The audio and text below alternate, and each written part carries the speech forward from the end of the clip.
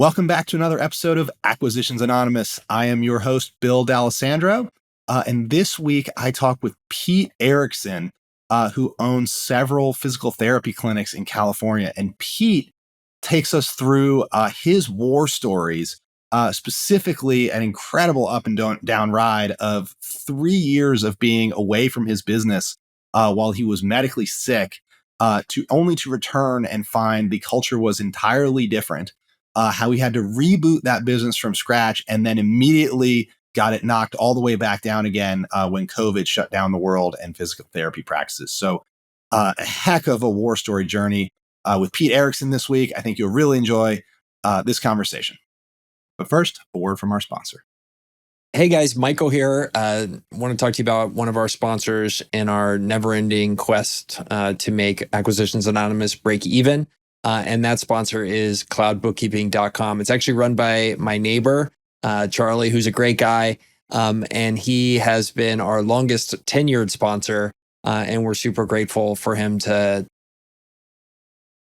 support the podcast. So what Cloud Bookkeeping does, it is a set of cloud bookkeepers that if you're a small business person, help you get out of the business of doing your books and let you focus on the business of taking care of your customers. So they do all the complexities, bookkeeping, payroll, and they come across and are very client service first. That's their phrase, but I know that's true because I've spent time with Charlie and dug into their business. So full suite of accounting services, sophisticated reporting, QuickBooks software solutions, and full service payroll options.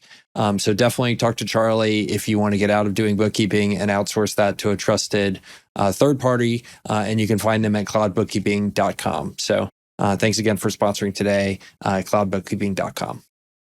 Okay. I am here with Pete Erickson of The Summit for another episode of Acquisitions Anonymous. Pete, nice to have you here, man. Hey, it's great to be here. Thanks so much. Awesome. Very cool. Can you tell our listeners, in 30 to 60 seconds, what you do? What is The Summit? Yeah, The Summit is physical therapy and personal training, and we call it Pro Recovery. It's like a stretch bar, massage, cupping, so recovery. And we've bundled those all together in one location, and we're starting to grow now. Okay, cool. And did you start the business or acquire it? Yeah, that's a great question. I acquired a couple physical therapy practices, and then we also started this. So we've done a little acquisition, and we've also done a little just de novo startup.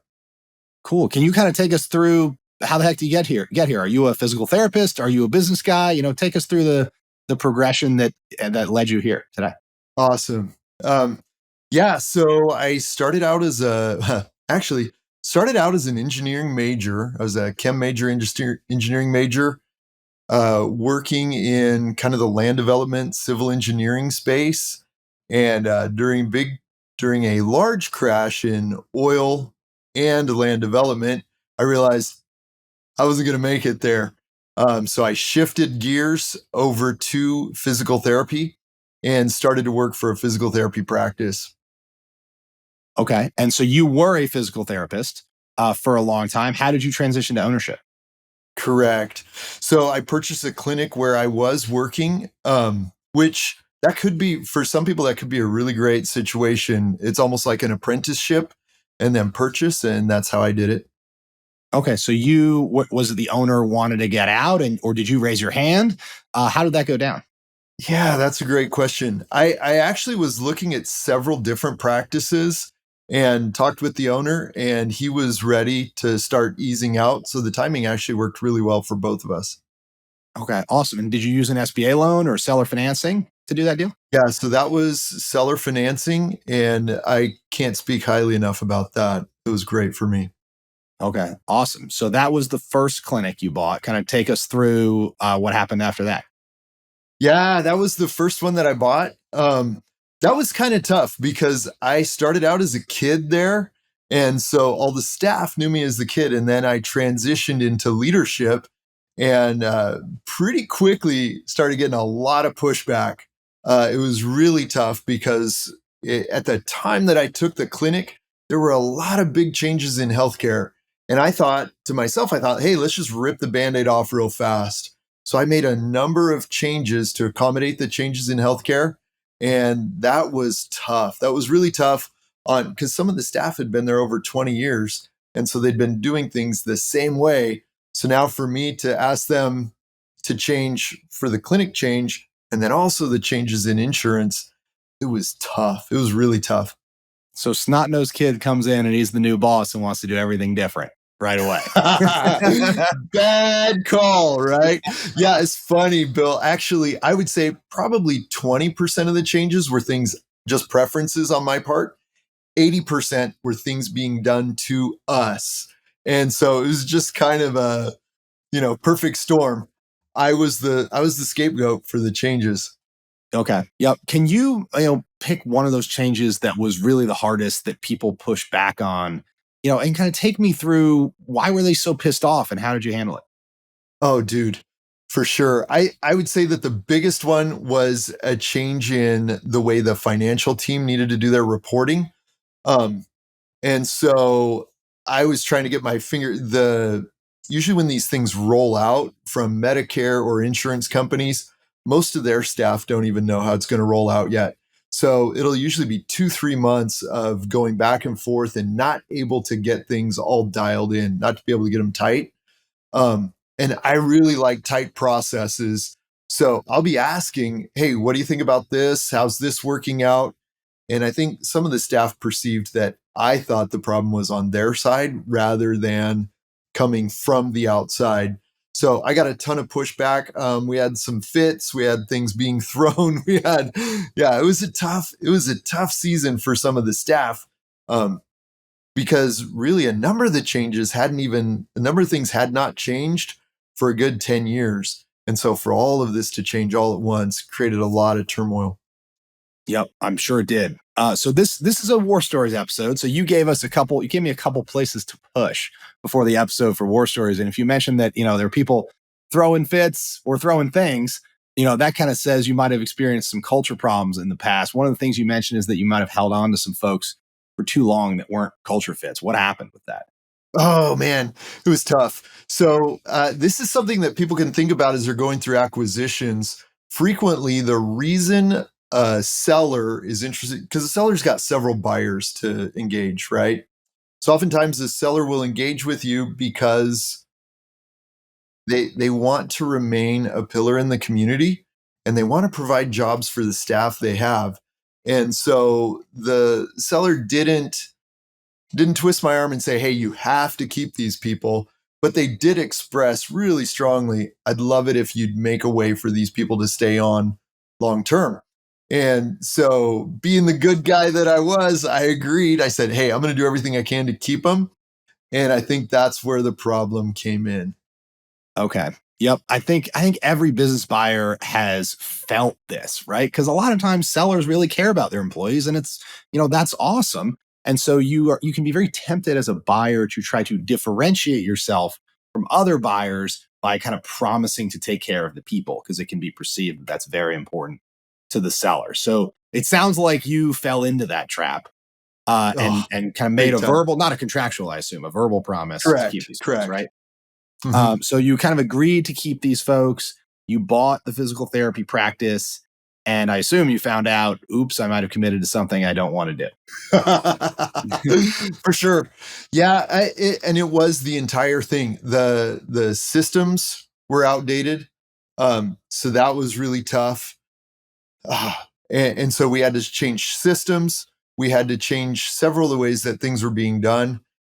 Plus things were changing in Medicare and in the insurance system as well. So it was the whole package. And immediately they thought, man, Peter's the one doing all this to me. So that's where we got all this pushback. There were a lot of tears.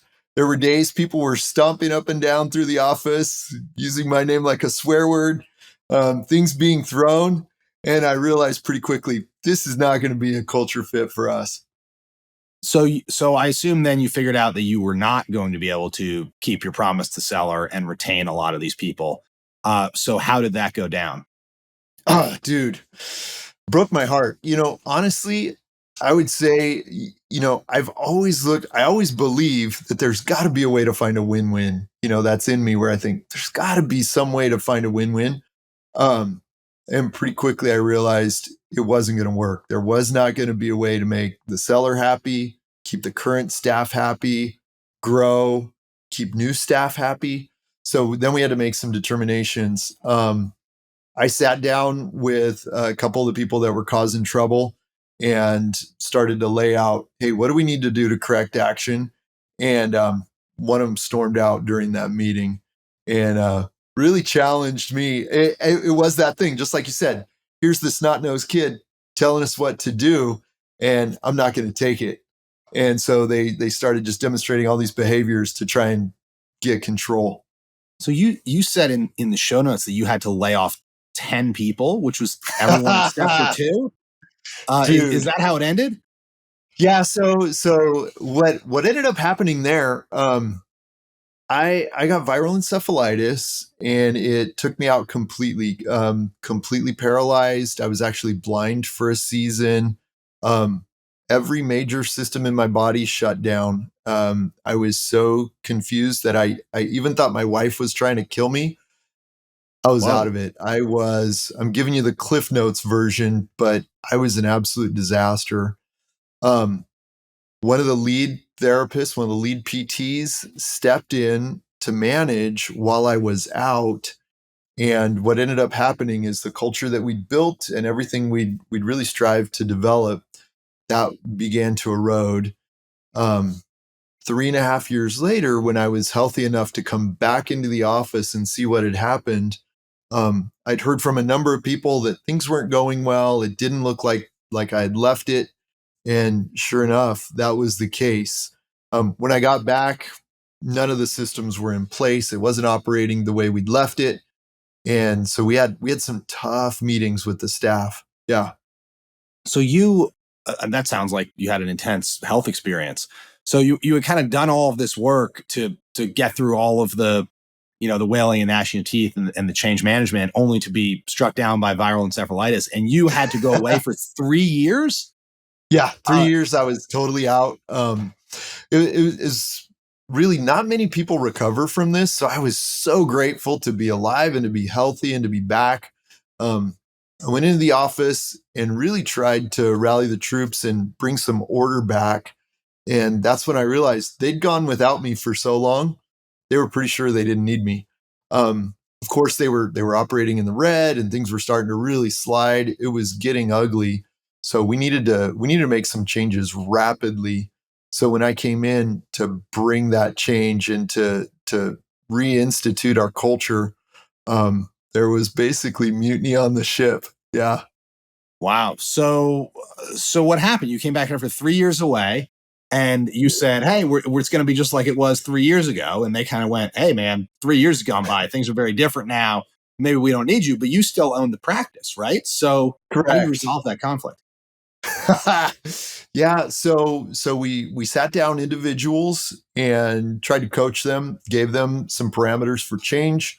And then the coaching, when things are that tough, you need almost a daily coaching rhythm, right? You can't just spread it over a week or 2 weeks.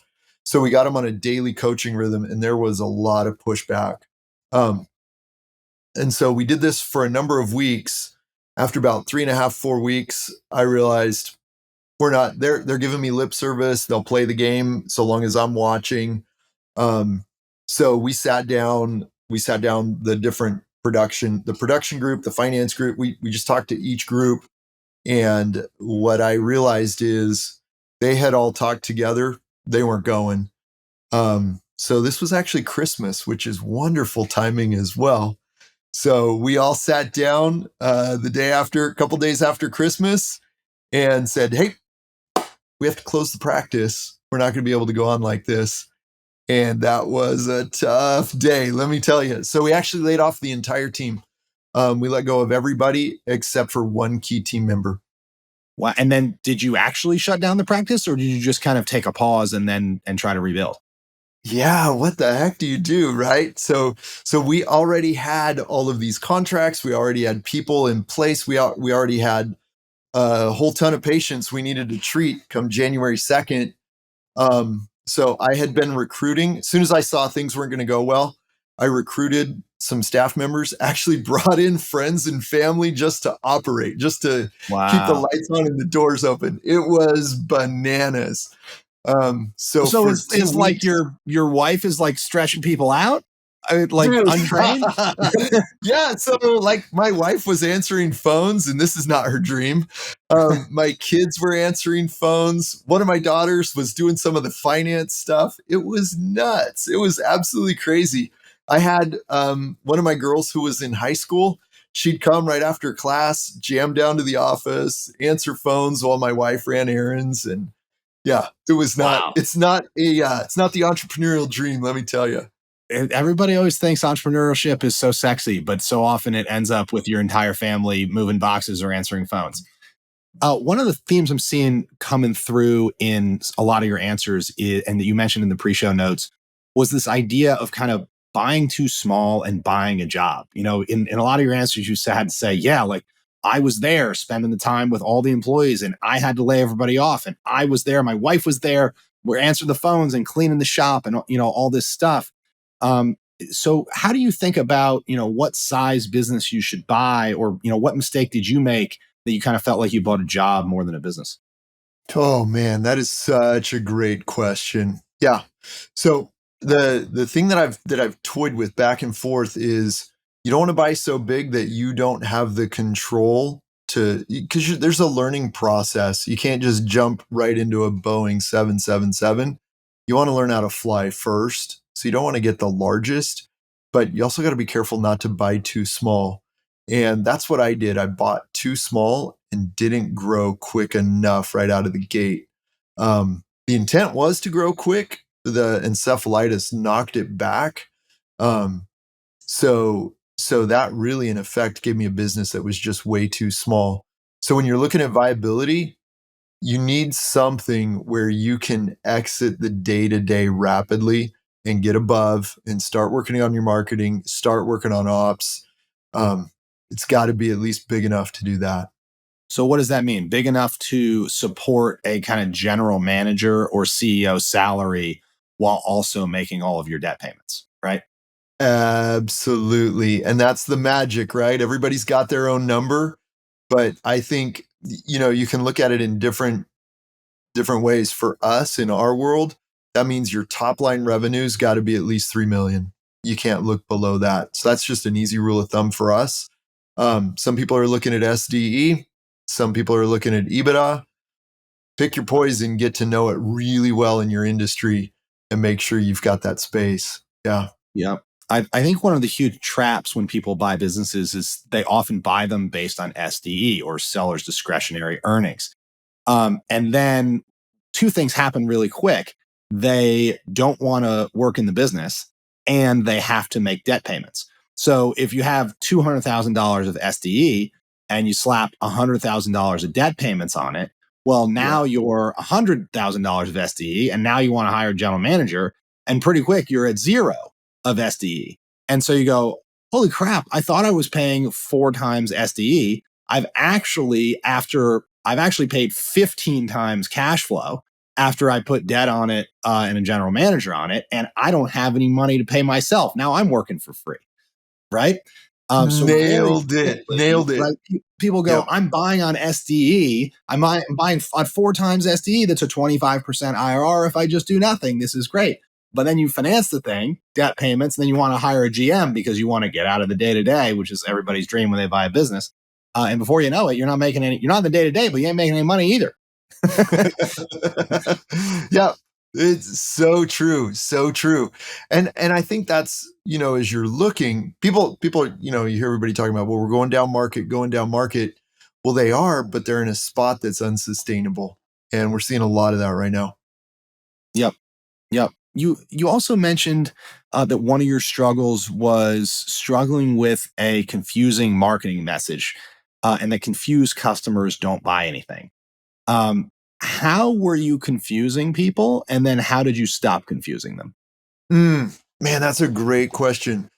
So we recognize pretty quickly that we have a number of clients that don't want to go through insurance channels. They don't see their problem as a health concern.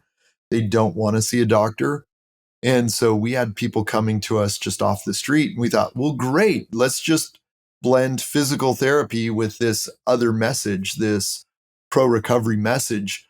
And as we did that, we put all of that information on our website. And so people would hit our website and they didn't know, are you guys doing physical therapy? Are you doing this other weird thing? Um, so we were chasing people off with our message. So currently what we're doing is we're splitting our website up. We're going to have two essentially storefronts, if you will. We're going to have the physical therapy specific message online. And then we also have that pro recovery specific message as well. Once you're inside our doors and you're in the business, hey, you can put the whole thing together. But as the storefront online, we were driving everybody away. Yep. I think this is a classic small business blunder because your small business, like you want every dollar of revenue. Like, yeah, I can do that for you. Yeah, I can do that for you. Like, come on in. Like we got a whole bunch of physical therapists. We can stretch you. We can help you in this modality, et cetera, et cetera. And so it's very easy to hustle for revenue. And I think it works in the short term. But very quickly, it makes it really hard to systematize your business. You mentioned you're a huge process guy. Because you're doing all of these disparate things and you can't really systematize anything. So your ops is all bungled, and also your marketing message is not clear either. And it can get you the first baby step, but then you pretty quickly get snarled on growth. Dude, Bill, that is an entire year's worth of courses right there in that one little statement. Yeah, nailed it. Yeah, I think that's one of those things that a lot of small business owners can tell you about as trial through fire. That like everybody has made this mistake. It's like almost one of those things that you have to make for yourself, even though everybody tells you, don't scrap for that revenue. But you're like, I got to make rent. I'm going to scrap for that revenue, um, and then you end up having to pare it back in order to scale. Yeah. So true. So true. And that's a really high, each time you do that, you're paying the piper for it. It slows you down. I would say more than the revenue lost, more than the opportunity lost, it's that time. It slides you back a couple clicks time wise. And so then you got to dig yourself time wise back out of that hole. Yep. Yep. So the last thing you mentioned in the pre-show notes was just about growing and developing team members. And you said something in here that's very specific. You said sometimes you cannot develop within, and you need to hire a leader from outside the business. Talk about the specific situation that made, you don't have to use names. This is Acquisitions Anonymous after all. But talk about a specific situation where you try to grow someone and you just couldn't, and how others might recognize that in advance. Absolutely. Absolutely. There is this tendency um, within me, and I see it in a number of other owners, to it's almost like a halo effect where you see somebody doing well in ops and you think, man, they'd be great at management, right? And so we'll extend people out. They'll get over their skis beyond what they're capable of. And then they start doing damage to the brand and doing damage to the staff.